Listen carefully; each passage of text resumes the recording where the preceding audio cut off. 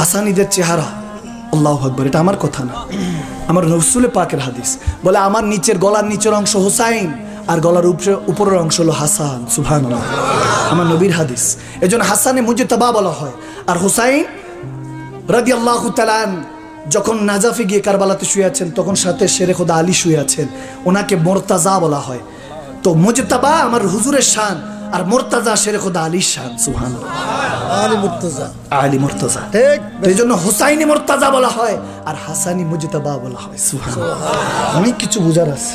বুঝেন, বুঝলেই সোজা, না বুঝলে আল্লাহ আমাদেরকে বুঝার বুঝ দান করুক, আমিন বলেন। আমাদের অন্তর থেকে সমস্ত দুনিয়াদারি বোঝা নামিয়ে দিক, আমিন বলেন।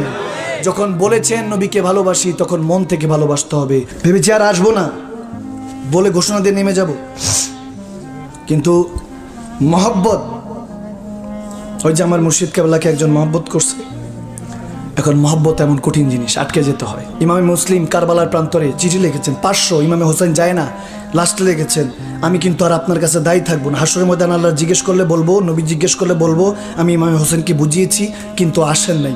এই এক চিঠি পেয়ে ইমামে হোসেন রওনা দিয়েছে, আশেকের কাছে ফেসে যায়। পরে ইমামে মুসলিমকে যখন কষ্ট দিয়েছে ইয়াজিদ, যখন সীমার কষ্ট দিচ্ছে, বলে এতক্ষণ পরে চোখের পানি বাঁচাচ্ছেন, এখন তার আপনি বাঁচবেন না। বলে আমার জন্য আমি কাঁদছি না, আমি কাঁদছি যে প্রথমে আমার বোঝার দরকার ছিল, আমি ইমামে হোসেনকে চিঠি লিখে দিয়েছি, উনি তো অলরেডি রওনা দিয়ে দিয়েছি। আমি ইমামে মুসলিমের সাথে এই সুলুক করেছো, আমি জানি না জান্নাতের সর্দার ইমামে হোসেনের সাথে তোমরা কি করবা। আল্লাহু আকবার। এজন্য আশেক বুঝে শুনে কথা বলতে হবে। ইমাম মুসলিম শিখিয়েছেন, জামানাকে শিখিয়ে গিয়েছেন, খবরদার আওলাদের রাসূলদের সাথে বেশি জোর করবা না, যেটা বলে সেটা শুনে নাও। আমি ওদিন জোর করেছি, এই দায় ভার যে শুনিয়েছি আল্লাহ রাসূলের কাছে আমি আর ধরা নেই। এখানে অনেক লাখ লাখ পড়ে আছে, তারা কালমা পড়বে আপনার হাতে, বয়ান করবে, আপনার বায়াত হবে। আপনি যদি না আসেন, এরা কার কাছে বায়াত হবে, এরা তো বেদিন হয়ে যাবে। ইমাম হোসেন এই কথা শুনে তাড়াতাড়ি রওনা দিয়েছেন। ইমাম মুসলিম ইন্তেকালের আগ পর্যন্ত এই কথার আফসোস করেছেন, কেন এই কথা বললাম, কেন বললাম যে আপনি আসতেছেন না, কেন এত দেরি হচ্ছে, কেন লিখেছি আল্লাহ রাসূলের কাছে দায়ী আপনি থাকবেন। আজকে আমার কথা উনি এসেছেন, কষ্ট পেয়েছেন, শাহাদাত বরণ করবেন, এটার জবাব এখন আমি আল্লাহ রাসূলের কাছে কিভাবে দিব।